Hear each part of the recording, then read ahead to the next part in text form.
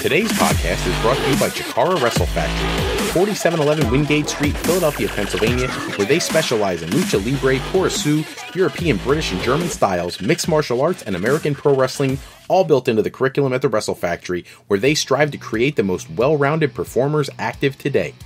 Hey, yo! Pro Wrestling Podcast listeners, help us out and click the subscribe button to show your support, and to make it a little bit more interesting, we are shooting for 100 subscribers on YouTube, so we'll be giving out shout-outs to random new subscribers as we try to reach that goal of 100. We're sitting at 70. We need your help. Spread the word to your friends and family, anyone who loves wrestling, and get them to subscribe. Thank you, everybody who already has, for your continued support. We can't tell you how much that means to us. Hello, everyone, and welcome to this episode of the Pro Wrestling Podcast. We got all sorts of news tidbits and rumors going on in the world of wrestling today. We're going to get started with one of the biggest wrestlers in the history of the business, Stone Cold Steve Austin.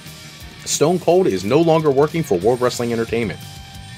Last year, he started doing his Stone Cold podcast with WWE talent. Actually, it was even further back than that when he did his first one for WWE on the network with Vince McMahon specifically. And they have been some of the highest rated segments in the history of the WWE network. So obviously it's a success, but they have not renewed his contract, and they will no longer have episodes of the Stone Cold podcast, at least not new episodes, on the network.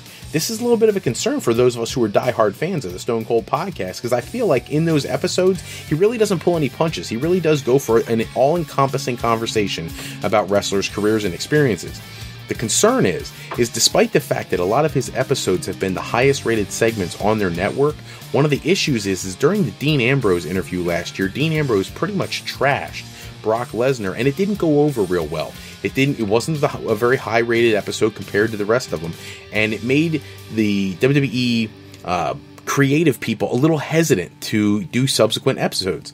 It's something that I think they are lacking on the network. I think they get great response from a lot of these. I thought they got the same thing with JBL's Legends show as well, and they seem to not keep that around either. So you kind of have to wonder what WWE's thinking when it comes to programming on their network. They must have something big on the horizon to be losing such huge contributors. In other news, look for Elias Samson to be called up to the roster sometime either next week or in the very near future, as it looks like they are looking to bolster the rosters with some additional call-ups. He may not be the only one. There are other people that they're discussing bringing up, and we'll have to see who comes up in the next couple weeks, but they don't want to bring up too many people because you don't want to leave the the NXT roster thin. So you got to be careful who you bring up. You don't want to bring up too much. And at the same time, when you bring somebody up from NXT, there's not an infinite number of spaces on the roster to be able to showcase talent. When was the last time you saw Bo Dallas, or the last time you saw Curtis Axel do anything meaningful? And WWE's paying them good money. So at some point, if you're not getting a return on that investment that they're paying them, they're going to end up cutting more talent. I would not be surprised to see both the people I just said. I'm not reporting that they're going to, but I wouldn't be surprised if they did cut people like that, because they're not doing anything of substance. And that way you can take a shot on someone like an Elias Samson to see if it's worth investing more money in his character, because they're doing so well on the roster that they're on. So it'd be interesting to see where they put Elias Samson. He did lose that Loser Leaves NXT match to Cassius Ohno a couple weeks back, so now it's just a matter of time before we see him on the main roster. In news about SmackDown's announcer, Mario Ranallo, he's been off TV since March 14th. And at first there was conversation that he missed an airplane flight because of weather, and then it came out that he's dealing with a bipolar disorder, a depression disorder, and that this is something he's been tackling his whole life. He's an advocate for mental health issues, and this is something he's been battling his whole life. And it stems from, or potentially stems from, what is theorized to be some friction between he and JBL, because during a broadcast of SmackDown, he mentioned that he had won the Wrestling Observer Announcer of the Year award. This is a very prestigious award, and apparently it rubbed JBL the wrong way. And I guess in WWE, it's not always endorsed, or it's not accepted that you're going to mention things like the Wrestling Observer, being that it's a news agency that covers the entire world of wrestling, and WWE likes to think they're the only company in town. So this was an issue between Ranallo and JBL.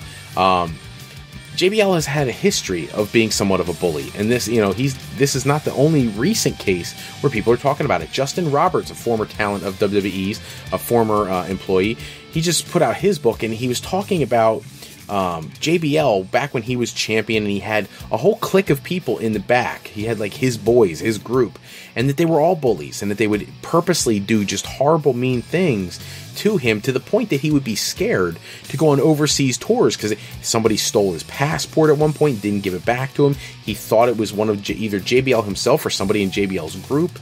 He talked about how the way they would speak to people, the way they would push people around. They even talked about JBL doing an interview with a child who fumbled his note cards for the interview, and that JBL was making fun of him. Said something to the mother to the effect of, did you have any kids that don't have some kind of disorder or something of that nature? JBL has taken to Twitter and he has responded. He said, I won't answer net rumors, but I didn't take Justin Roberts' passport. Could have been anyone. He was hated by the whole crew. He's an idiot, end quote. Obviously, this is the kind of thing you would expect JBL to say in response to the assertion that he was doing something inappropriate. But this is not the first time that there's been a complaint about JBL, and others have been well documented. We know that the APA really roughed up people like the Public Enemy when they came to WWE back in the 90s. We also know very clearly, if anybody goes back and watches the original ECW One Night Stand in 2005, that JBL, they were supposed to do the big segment at the end where the ECW guys and the WWE guys all got into a big scuffle. It was a glorified battle royal, and that JBL went straight up shoot on the Blue Meanie and pummeled him so bad his whole face was busted open and screwed up the bones in his face, all because JBL went legit on him. And so if I was JBL, I would try to think about what you're doing and try to change the perception of your character and your personality in the industry, because at this point the world has moved past the bullies, and that's what we're trying to do, and we really don't want to see people who think they're better than somebody else. So JBL, try to do some reflecting there, buckaroo. The next set of news, the buzz in the last couple days has all been about this Superstar Shakeup. And we spoke on a previous podcast episode that AJ Styles, they were talking about moving him to Raw. And then there was a conversation about moving him to Raw so that he could reunite with Gallows and Anderson, create the club over on Raw. Well, now it looks like they may be leaving him on SmackDown and instead moving Gallows and Anderson to SmackDown, so that they can reunite there. I actually would prefer that. I'd rather he stayed on SmackDown, because I would give anything in the world to see, under the WWE banner, an AJ Styles versus Shinsuke Nakamura match, and I think that's something that would not be hard to put together in the very near future if they leave him on the Blue brand. We talked about how the plans to move Roman Reigns to SmackDown, they may be on hold. We have to wait and see. And now there's talk. Instead, we said last episode that Charlotte and Alexa Bliss they were talking about switching their places. Now the rumor is that Charlotte may be staying on Raw, and instead Sasha Banks may be moving to SmackDown. So this Monday and Tuesday should be very exciting, because there should be a whole lot of shakeup going on, and hopefully we get some clarity as to what's going on with these rosters in the very near future. We're going to move on to fantasy booking time. This is our last 2 matches in round number 1. I can't believe it took this long. We did this in honor of March Madness. We're already well into April, but I hope you guys are enjoying it. We're going to start with match 63, former AWA multiple-time world champion and the founder of the company, Vern Gagne, versus former NWA world champion Kerry Von Erich, the Texas Tornado. In match 64, former WWF heavyweight champion Sergeant Slaughter, the man who ended the Ultimate Warrior's championship reign, versus the former AWA, Continental, USWA, whatever you want to call it, world champion Jerry the King Lawler. Jerry Lawler has held, people always talk about different people who never held world championships. Jerry Lawler's held just about every championship you could think of that's not a major company. He held the AWA championship. He unified it with World Class's world title.